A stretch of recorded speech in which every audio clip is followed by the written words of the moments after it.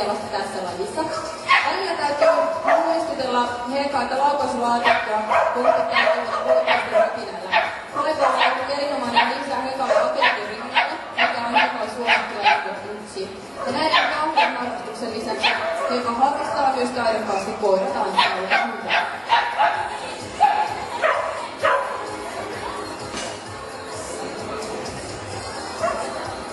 Lentää pieni killakoira siellä esteiden yli, kun on aika rahaisuuteen puoletun lähtövuolta.